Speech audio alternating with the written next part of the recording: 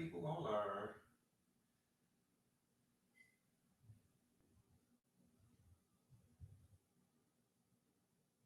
to just leave me alone.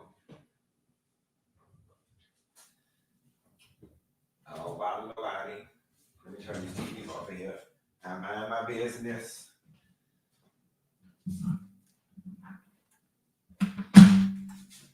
I mind my business. I just have a soft expectation.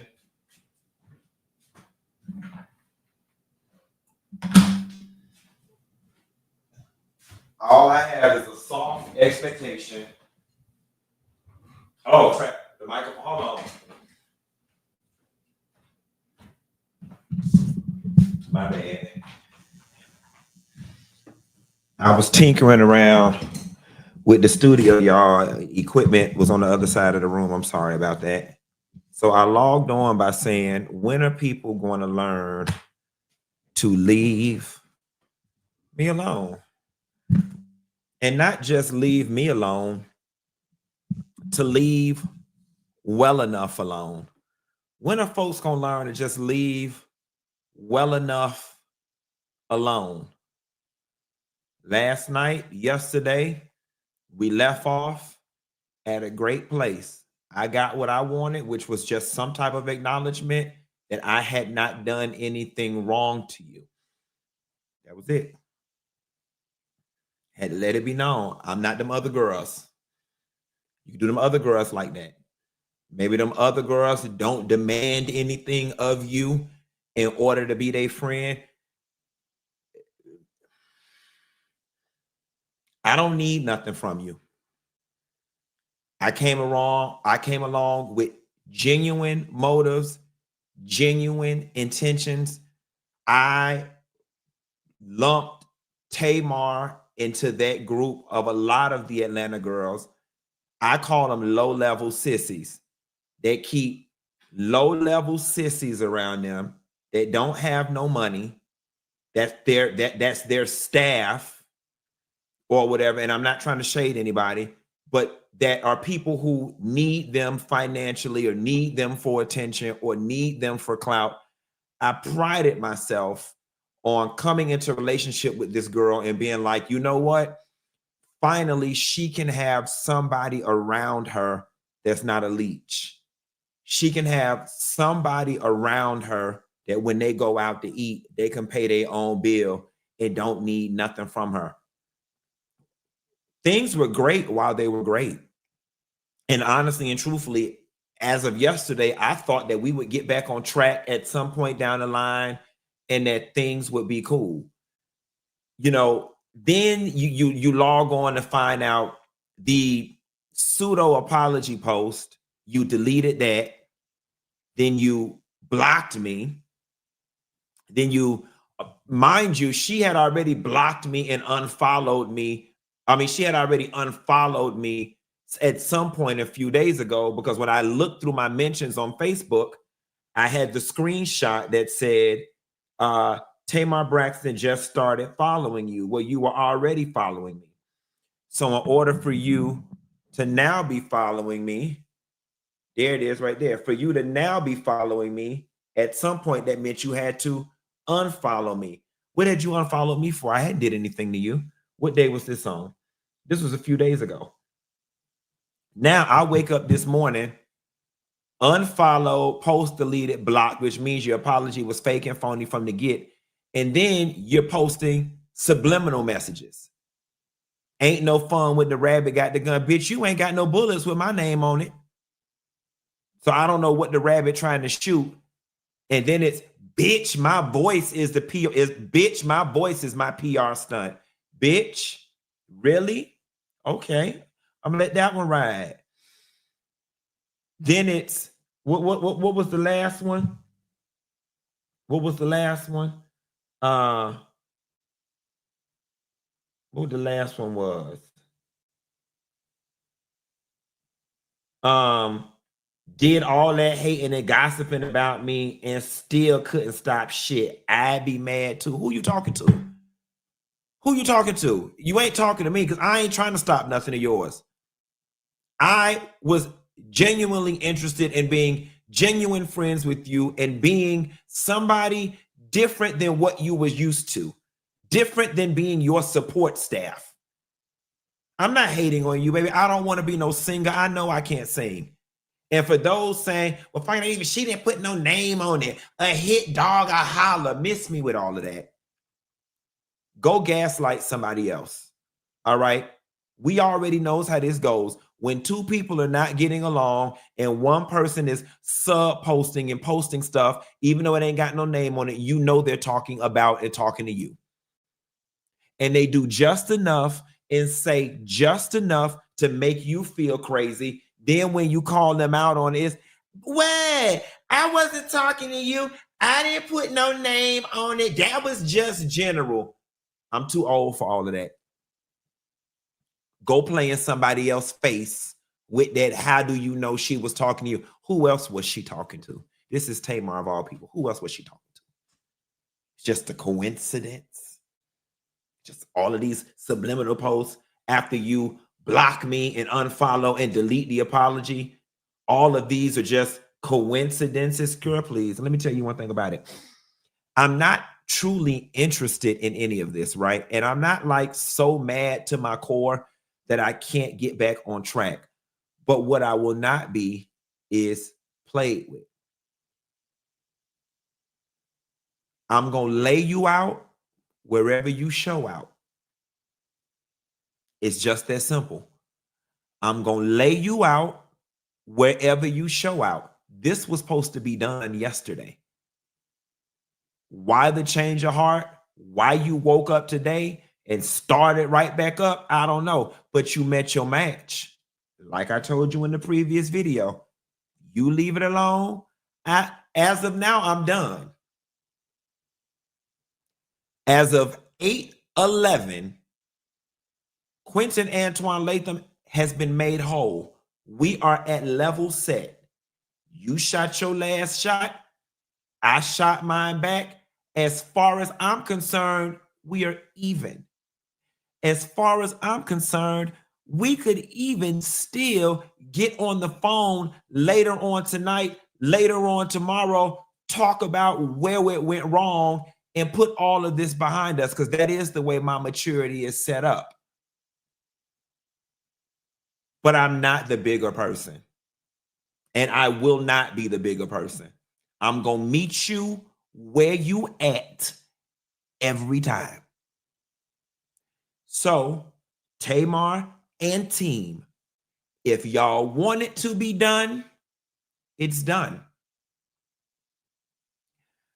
But every time she posts something subliminally that remotely feels like it has anything to do with me or this situation, I'm going to hop my ass right back on this internet and I'm going to make money off and I'm going to keep it going. I am on whatever she is on. I don't give a damn that I'm a man. I don't give a damn that she's a woman. I don't give a damn that I should be the bigger person. I don't give a damn that I should know her track record. I don't care about none of that. Why is the onus on me? I'm meeting people where they at these days. So if you want to play, let's play. If you want peace, let's have peace. If you want to make love, we can talk about it, love, and we can go out to eat and we can make love. But I'm here to do whatever you want to do. With that being said, how y'all hoes doing tonight? Y'all hoes, all right?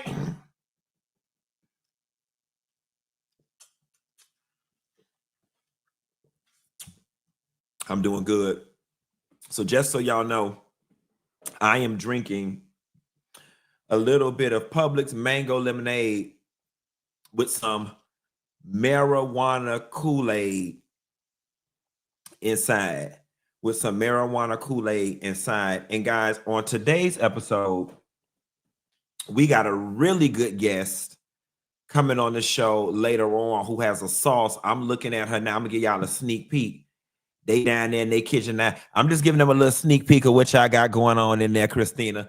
I'm giving them a sneak peek. She back there cooking. And we got a really good guest. Just wave. I ain't ready for you yet. Just wave. but they down there cooking, y'all. We got a great product we're gonna be talking about tonight.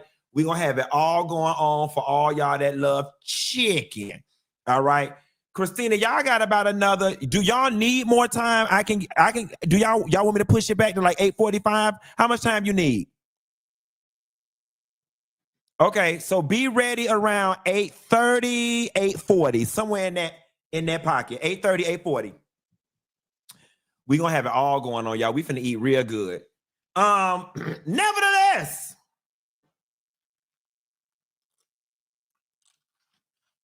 I ain't gonna lie to y'all. I've been busy doing so much different stuff today that I didn't even have a time to put together a comprehensive, thorough show.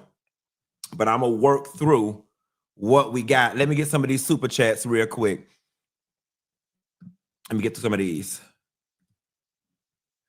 She deserves this, and don't feel bad or take shit back. I don't want to hear shit that you don't protect Black women, because even in this, you are protecting her and not saying what you could say. Absolutely.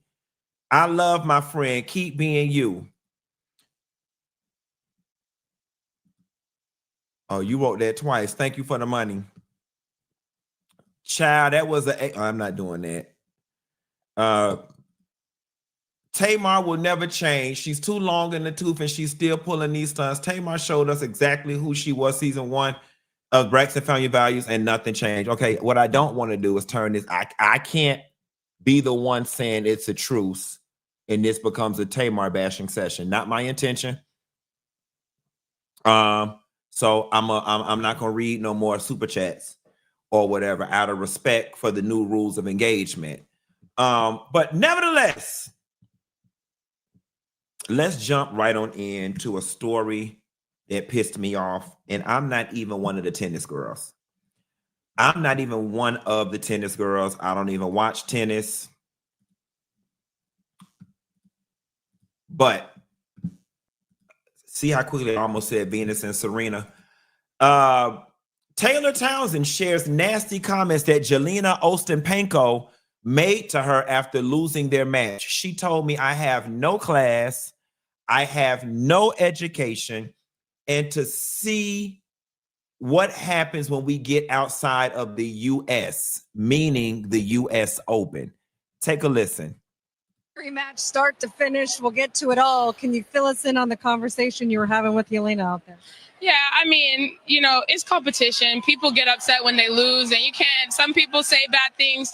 She told me I have no class, I have no education, and to see what happens when we get outside the U.S. So I'm looking forward to it. I mean, I beat her in Canada outside the U.S. I beat her in New York outside the U.S. So let's see what else she has to say. You were down 5.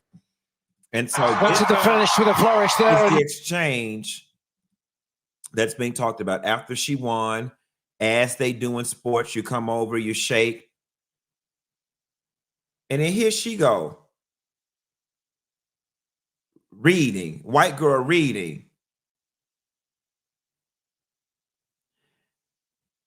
Look at her. Now, forgive me if I'm wrong. I have never played a game of tennis a day in my life. I've never played tennis a day in my life. But it is a non-person-to-person contact sport. There is absolutely nothing that I can see as a non-tennis player or watcher. There is nothing that I can see in tennis that can ever warrant the two opponents getting so mad with one another that you feel the need to want to read somebody at the end of the match. Now, here's the thing. I can understand unsportsmanlike conduct, and I don't even want to take it there. But for you to tell that girl she has no education and no class, you revealed your racist heart. Like, you could have called her ugly. You could have called her bald-headed. You could have called her fat. You could have called her a lot of other things, but you instantly went to no education and no class. Now, if I'm putting 20 on 10, please let me know, but it is giving racial tropes. It's giving behind closed doors. That's what I think about Black people, that they have no education and no class and they act like animals. And that's what I said to her. The read was not even consistent with the game that they were playing. Let's just say, for instance, I wanted to be gracious and make an allowance for no class. Where does no education come into play in this? Is there a trivia round of tennis that I'm missing? Is there an etiquette portion of the match that I am missing, whereinto education and class made it to the reads? She could have called her a troll. She could have said she looked like a man. She could have said you got a big back. She could have said, bitch, you got lucky. Oh, you're just lucky. I could have accepted that. No education and no class. That was absolutely ridiculous. I mean, and look at it, y'all. Look at the white girl. Look at her. Was going mad. How are you going off and you're mad in a game of tennis?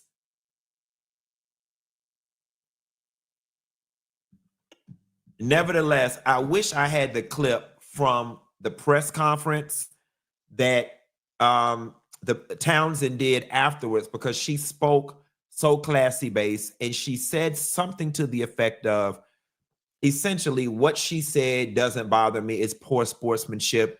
Had she won, she would be here talking to you guys, but she packed up and left. I'm talking to you guys because I won. And essentially, she's a sore loser. So that was the root of it. And that's the truth.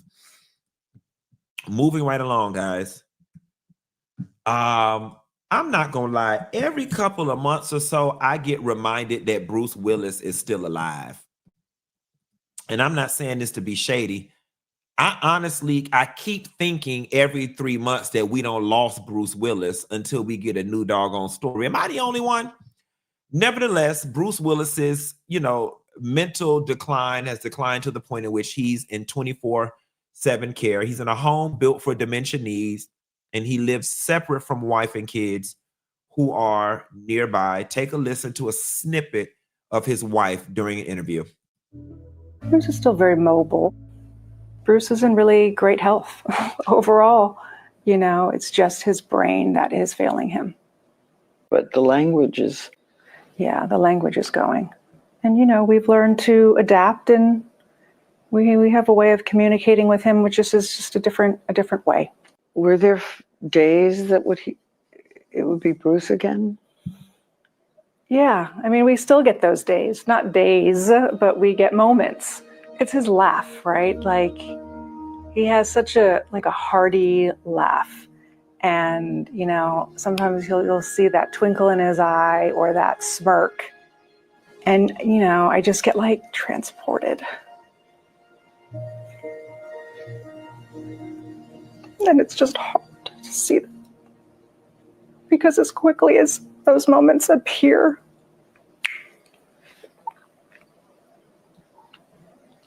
then it goes. That's hard. But I'm grateful. I'm grateful that my husband is still very much here.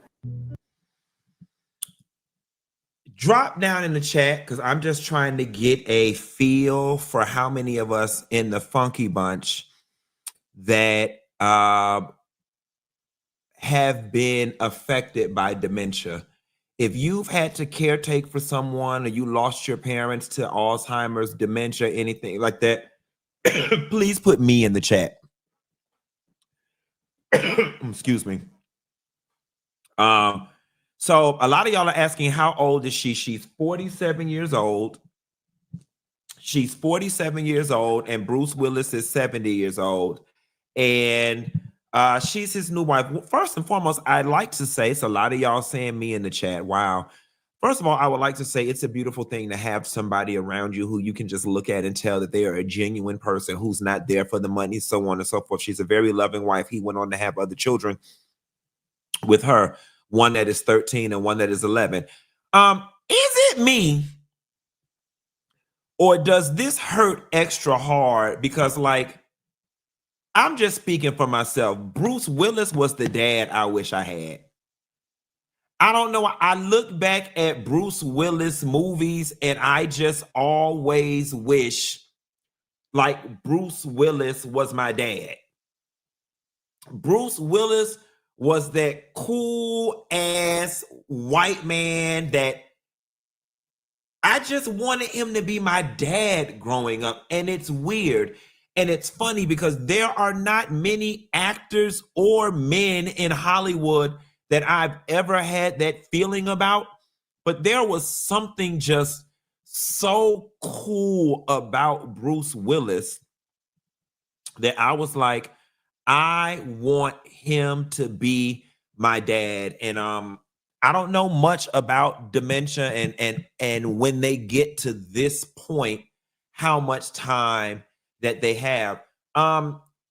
Do any of you guys know, like, when they get to this point where they need the 24-hour care and that they're losing language, they're unable to speak anymore? Do you know roughly how much time they have? I do know that outside of your memory, your brain essentially forgets how to do other things like function your body and your organs and whatnot, and they eventually die. But do people know how much time, roughly, give or take, that they have once they get around here? Somebody said they could still live 10 to 15 years. It's case by case, 7 to 10 years. Everyone is different. So I think the general consensus is everyone is different. Carol put 3 to 6 months. Somebody put 10 to 15 years. It really just depends. Somebody says once they stop eating, it's a wrap. This is unfortunate. I'm going to tell you one thing else that I envy about Bruce Willis and the Bruce Willis relationship is the fact that Demi Moore and this wife get along so well as long as the kids. I love all of that, and they're one big happy family. Bruce Willis, I know it's premature, but we are going to miss you when that time comes. We miss you now, Bruce. We love you. We love your movies and your films. We wish this wasn't happening, but it is, and we know that God has a better plan for you and all of us. Moving right along. Oh, that wasn't the story. Y'all, we got another little piece of sad story. So y'all remember the story about the woman in Georgia whose daughter went to the hospital and ended up being brain dead and on life support, and she was 8 weeks pregnant, and they kept that woman on an incubator until that baby matured far enough for birth. Well, the baby has now been born. The baby now has some health issues and setbacks. Take a listen to what the mother of the deceased girl and the grandmother of the baby had to say about the child. Not getting any better, day by day. Time hasn't dulled the heartache. It's hard because something's been taken away from us. It's hard. I think about her every day, all the time. And now for April Newkirk, it's time to fight for what she wants to be part of her daughter's legacy. I just can't understand. I just can't understand. Nearly 2 months ago, Adriana Smith died after delivering a baby boy, Chance. She was placed on life support at 8 weeks pregnant and kept alive from February to June until the delivery, after a medical emergency left her brain dead. Now, at just under 5 pounds, baby Chance is still fighting to live, but there is a light at the end of the tunnel. He stepped down from his original hospital unit, and the family is praying he can leave the hospital close to the end of September or October. His weight is gradually picking up. But the breathing is what we're concerned with. It's not getting. He's fighting. He's in the NIC unit. He's about 1 pound, 13 ounces. And he's expected to be okay. He's just fighting. We just want prayers for him. Just keep praying for him. He's here now. April Okay. Can we have a real grown, let's have a real grown lady conversation right now. And forgive me in advance for any insensitivity, but let's just have a real grown lady conversation right now. This woman has got to be one of the most emotionally strong women on the face of the planet. Because if it was my loved one and they were 8 weeks pregnant at the time of the emergency, I would have wanted the fetus to pass along with the mom. All right.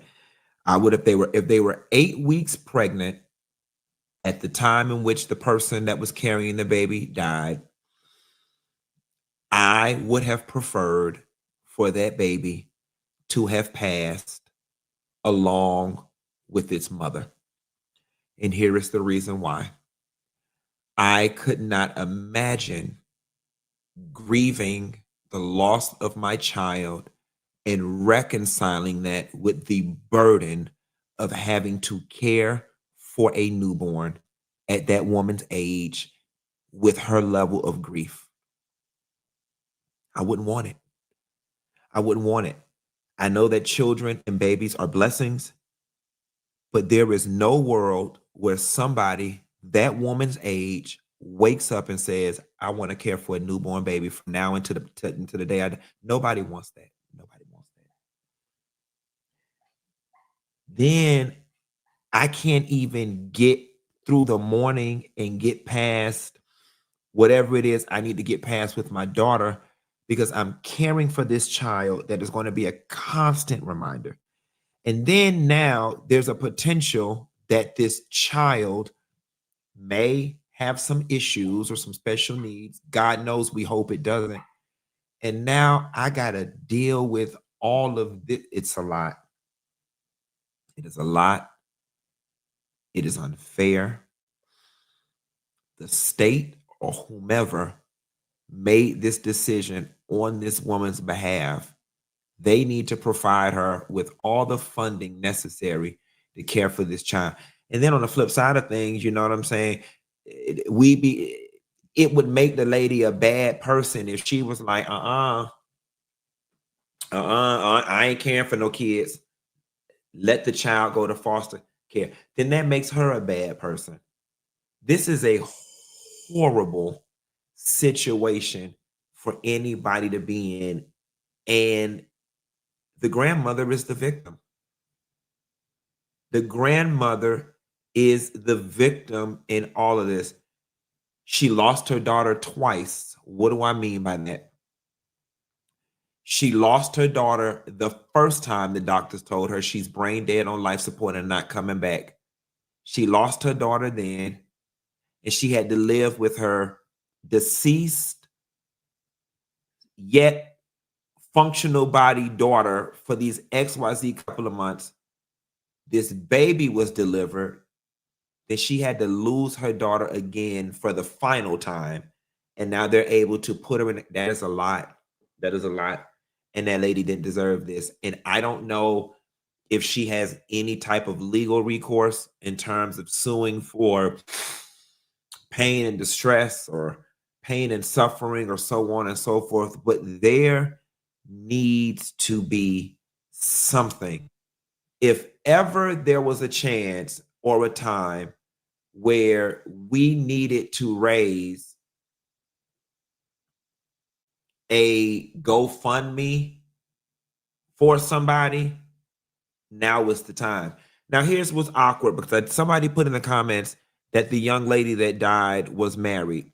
I can't confirm or deny that.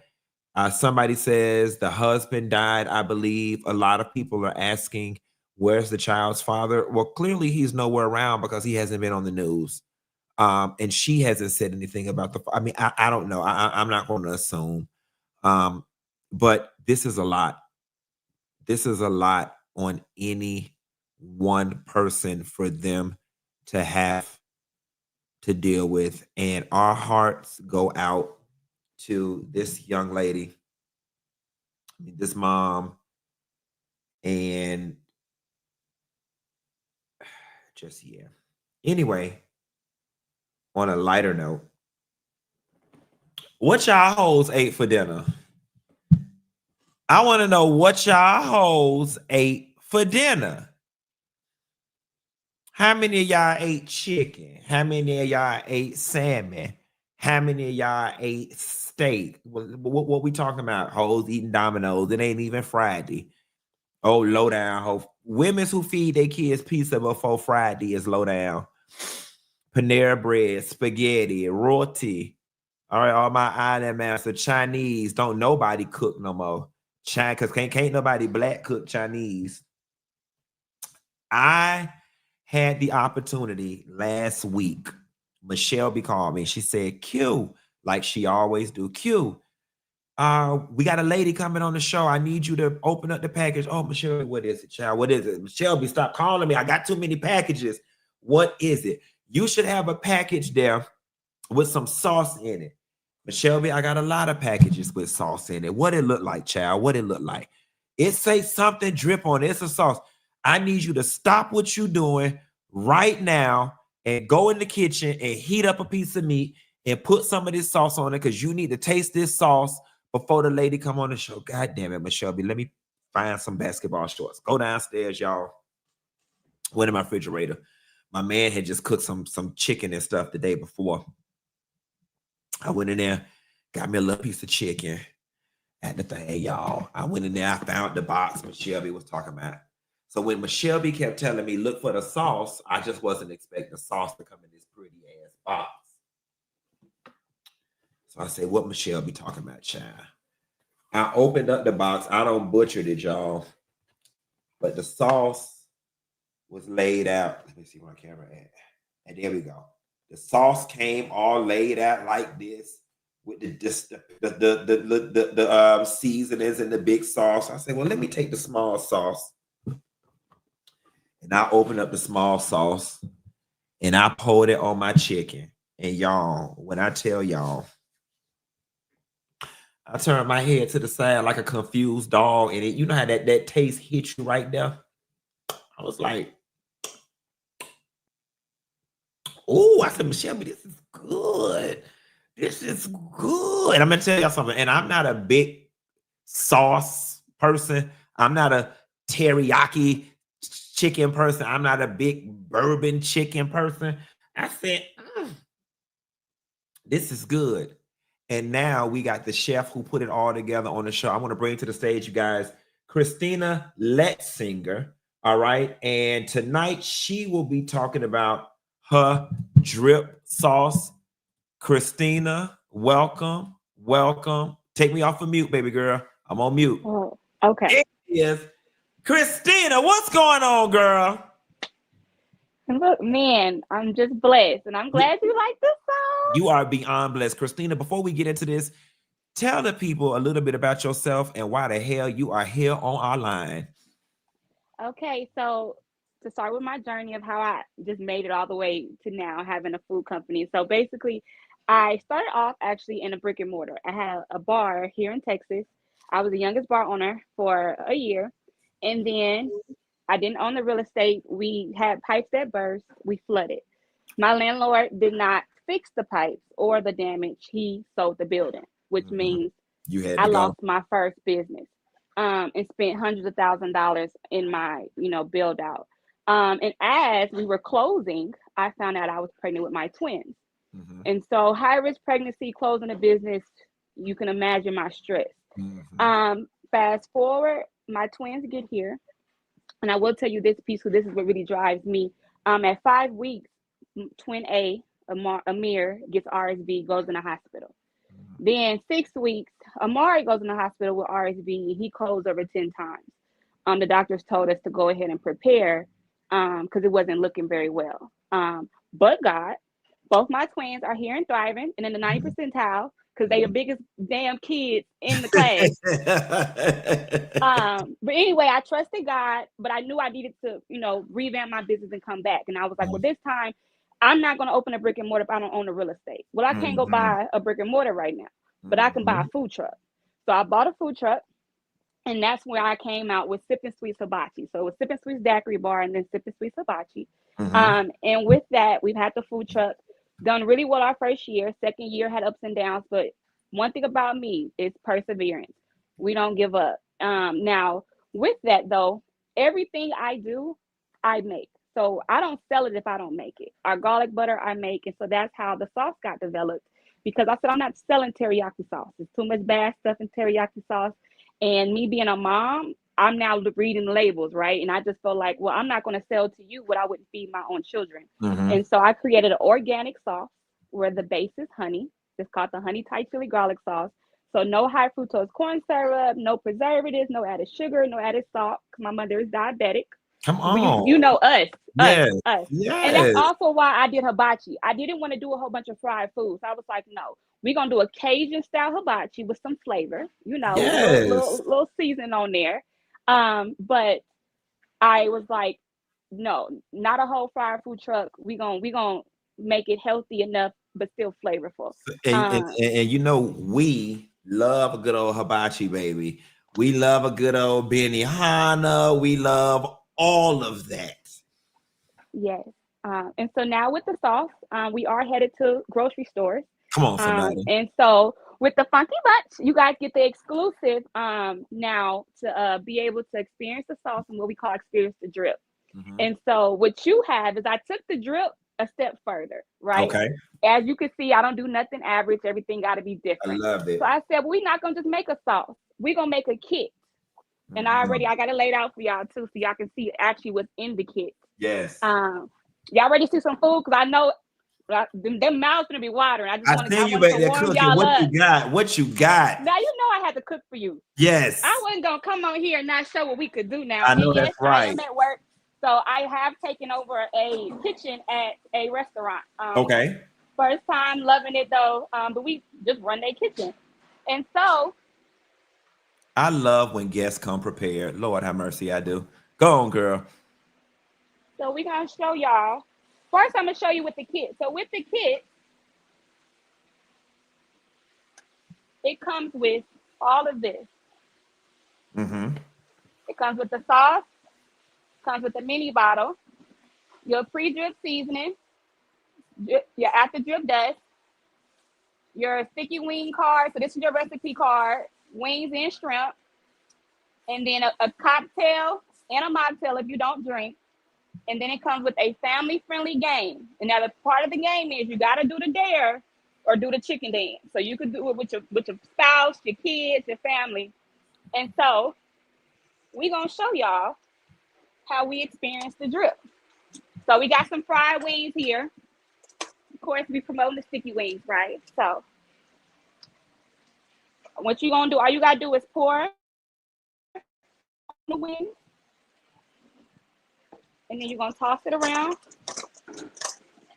Depending on how much sauce you want. When you want it really saucy, and y'all see it splashing, right?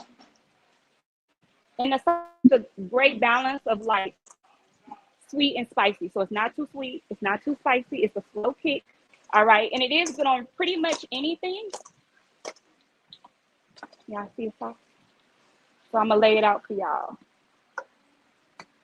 So y'all can see it.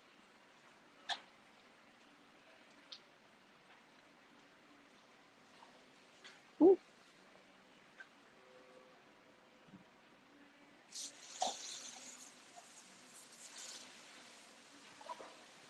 So those are the wings. And then I've also prepared for you guys a salmon plate. Oh, come on, salmon. Come on, somebody. So of course I got a hibachi truck, so I got to show y'all the salmon. But you just pour that right onto it. And you done. You can pour in your vegetables, your rice. It's really great on anything. You don't have to really overthink it. It literally makes a meal and be finished. And of course, it's organic, so you don't feel bad about what you're eating. And then with the kids, it's an experience in a box. So with everything going on in life right now, we can all use a laugh, a moment with our family, you know, just to connect. And so the point of the game is to be playing the game while the wings are in the air fryer, because we're promoting healthy living, right? And then next thing you know, you have a finished meal and a great time with your family. I You can close absolutely this up. love how you said you can play the game while the wings are in the air fryer, because it creates a situation where the kids, the hubby, everybody can be in the kitchen while mommy or daddy is cooking. And it's just one other Yes, thing to bring us together during these times, because people do not sit around the table no more and do family things like they we used don't. to. So let's see. We got a couple of questions. First of all, everybody's going up for you. I need I need your box vendor. Whoever designed your box, get that to Michelle. I need your box vendor because I got some stuff coming out. Your box is off the chain. Thank Um, you. Talk to me about these dry rubs that we got in here. We got the dry rub. Oh, yes. Talk to me about the after that and then the after drips dust. Yes. Okay, so this is your pre-seasoning. This is your Cajun seasoning that comes with it. So this is what you want to season your chicken, your shrimp, your salmon. It is our household blend. So you don't need to add no more salt, no more garlic salt. It's already blended for you, okay? Mhm. And then your after drip dust. Now y'all know we love a TikTok moment, right? Y'all remember Drip Bay? Mhm. Salt Bay. Salt Bay. Uh-huh.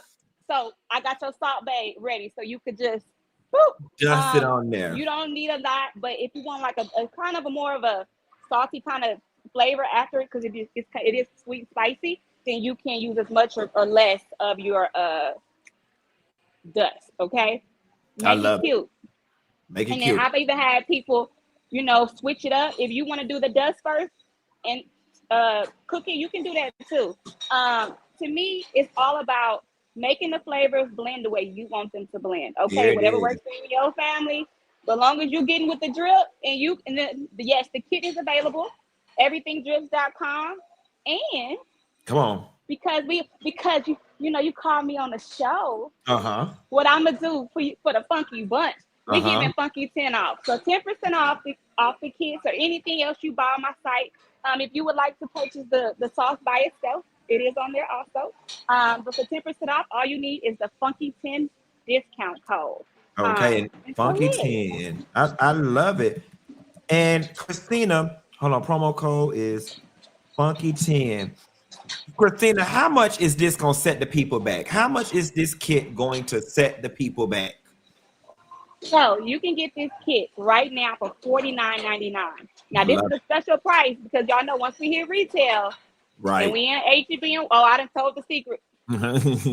Well, once we in stores, the price gonna go up. Yesterday's price ain't today's Not price. So today's for the Funky price. Bunch, we doing $49.99 I love it. I love it. plus I the love it. 10% off. Plus the 10%, And I ain't guys. giving nobody get 10% off. Nobody. $49.99 and you get 10% off. First of all, if you anything like me, I hate when I run out of seasoning and have to go to the grocery store and get seasoning because I already know that grocery bill is gonna be high. Y'all know seasoning is expensive. So for you to get a whole kit with the pre-seasoning, the after dust, the mini bottle, and the big bottle for $49.99 with an additional 10% off, that is a steal. That is a steal. Yeah. And one thing about it, we got the reward professionalism. Mama came. First of all, Christina, you the first cooking demo we don't had since you are the first cooking demo we don't had ever. You have raised the bar in terms of what it looks like when people come on to the show. You have raised the bar. This is the very first cooking demo we've ever had. So shouts out to you for that. And because you are my first cooking demo, I want to do something to commemorate this moment. I'm going to give you another free spot on the show. So whenever you got another product or whatever, you got something, because you were my first, and even if you want to cash it in next week, whenever you're ready, just tell Michelle B, I want to cash in my spot, and I'm going to bring to whenever you got a new product. Look, I'm feeling the spirit. Stop crying. You're going to make me cry. But Funky Bunch, y'all already know how we do right here. We got to run up this lady register. Y'all know y'all wide bike hoes love chicken. Y'all know y'all love food and salmon. And this lady came with this nice kit. Look at that. Look at that. If you're going to do it, you might as well do it healthy with the liquid drip. Christina, before we get out of here, can you tell these people anything else you want them to know in closing and where they can find you and your business across all social media platforms? Of course. So first, our Instagram is Sip and Sweets TX. So SIPAND Sweets with an S. SWEETSTX Sip and Sweets on Instagram, Sip and Sweets Hibachi on Facebook. We do have our website, sipandsweetshtx.com. If you want to place an order, so if you are in H-Town or any of the surrounding areas, we do cater, and I do have my own food truck. And if you want to purchase any of our products, it is on everythingdrifts.com. And if you are a business owner or anything in the food industry or just need any help or any advice, please don't be afraid to hit me up. I've been there. I've been through the ups and downs in business, and I persevere, and I always love to pour into the next business owner. So don't give up. If you're doing something, keep pushing, because God gonna do it. It may not be on your time, but he gonna do it. But he gonna do it. Christina Lessinger, everybody. Christina, thank you so much. And be sure to keep in contact with Michelle B. I'd love to know how many kits we were able to sell. And shout out to Michelle B. I love you so much, girl. Thank you for the opportunity. All righty. You have a good night. Bye. Bye-bye. Let me tell y'all something. The presentations are just getting better and better and better.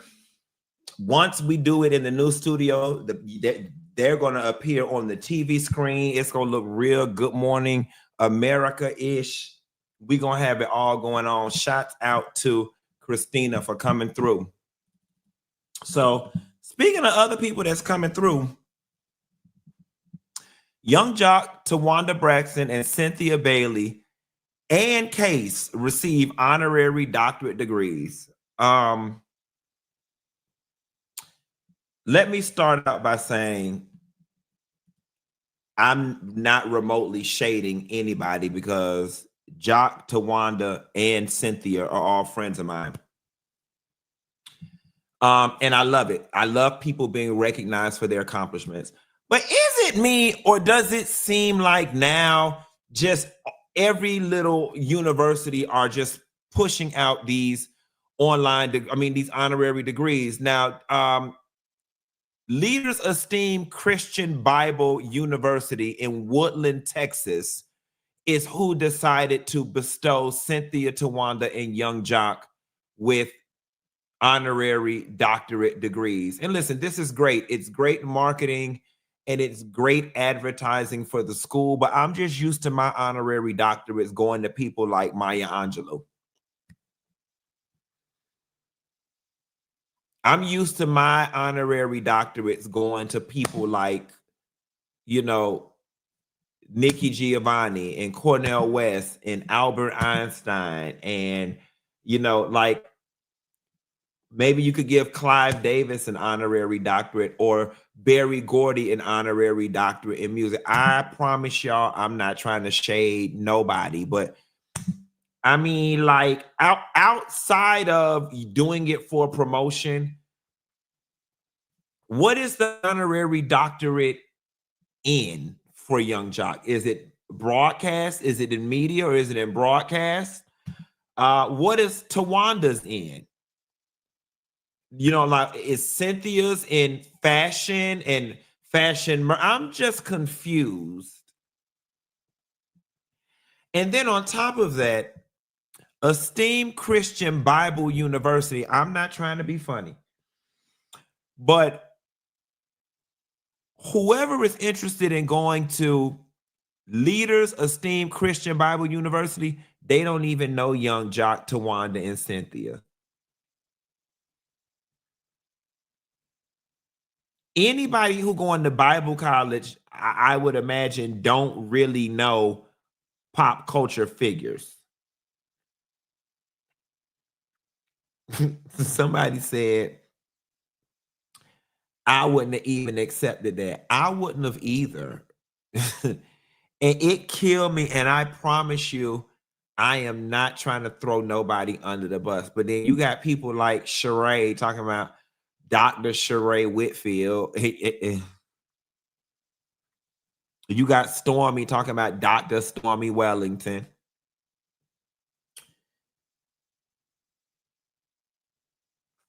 Could y'all imagine being somewhere and Sheree stunt on y'all and be like, bitch, because I'm Dr. Sheree Whitfield? Like, could you imagine?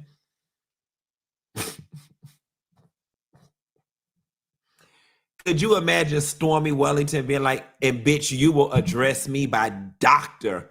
Wellington. And Stormy's my girl. No shade to Stormy. It's more shade to the degree and the institution that bestowed it upon y'all than it is to the individual. But I'm just saying. Moving right along. Y'all, after 30 years, Funkmaster Flex announces his final Hot 97 broadcast after 30 years, end of an era that I enjoyed very much. This Monday, Labor Day, September 1st, will be my last show at Hot 97 at 7 p.m. All things have to come to an end. It's the end of an era that I enjoyed very much. He posted on Twitter. The legendary Bronx-born DJ, whose real name is Aston George Taylor Jr., has been with Hot 97 since 1992 and hosted the station's first hip-hop show. He added, "I promise to make it a great one." Thanking fans for their decade support. While he didn't clarify if he's retiring entirely, the announcement sparked nostalgia amongst listeners. Early this morning, Flex was awarded a key to New York City. New York made me, Hot 97 gave me the mic, and the hip-hop gave me the voice. This is the moment. It means everything. Will you miss Funk's Flex on the radio? So, little known Black history fact, I got the opportunity to meet Funkmaster Flex at the very first Love and Hip Hop reunion. He was the one that was DJing at the reunion during that time. This is wild. This is crazy. Now, granted, while I can't even promise you that I've ever even listened to a Funkmaster Flex show, you know, I'm a Southerner from Miami. It doesn't mean that I'm not fully aware of the impact that he's made on hip hop and how instrumental he was and is to breaking records and the influence that he has in the business. By no means or did I know he had been around for 30 years in one job, and that is huge. He's definitely all intertwined and interwoven into the fabric of New York, and I know that the city is definitely going to miss Funkmaster Flex, who still looks relatively young to have put in 30 years in one spot. We wish him the best. And I know he's going to go on and do big things. And I'm going to tell you one thing I love about Funkmaster Flex. You rarely hear his name in any type of drama and mess, unlike this next person that's going to bring us to the close of the show, which is Dame Dash. And more legal trouble. Dame Dash declares his Blue Rock label has no assets. Filmmaker says he's lying to dodge $800K judgment.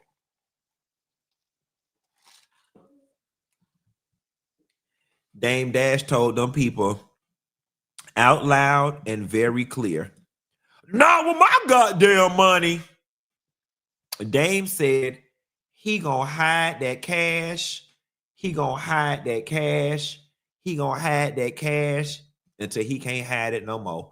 The story goes, according to Complex, in a letter to a federal judge, Dame Dash claimed his Blue Rock label has a failed venture with no assets, but the man he owes $800,000 to says otherwise. According to Complex, in a letter to the federal judge, Dash wrote, "Blue Rock was one of several startup entities that were formed several years ago that never took off. As such, as far as I'm aware, from reconciliation and searching my files, it doesn't have any musical assets and did not open up any bank accounts or receive monies." Josh Weber, who won a defamation judgment against Dash, is now challenging that claim. His attorney, Christopher Brown, fired back in court saying Blue Rock Records is alive and well, pointing to recent release by the Black Guns and Nicky Licky in a 2024 announcement, the Blue Rock Indie in Indiana. Brown also noted a merger with the Dash Group LLC. Long story short, Damon Dash doing everything in his power not to have to pay that man, and I don't blame him, bitch. It ain't gonna never be no right time to give nobody $800,000. He'll get it by hook. That guy will get it. If he goes through the proper channels, they'll see some houses and see some other stuff. But if any of y'all believe Dame Dash is broke, you got to be a fool. He ain't broke. He's a hustler. He's a hustler. He's a hustler. He's a hustler. He's a hustler. Y'all, I'm finna get up off the line and go get me something to eat. Y'all don't forget to order your liquid drip. You can put it on everything. Website's down at the bottom, and it will forever live in the description box of this video. And with that being said, thank y'all and have a good night. Bye.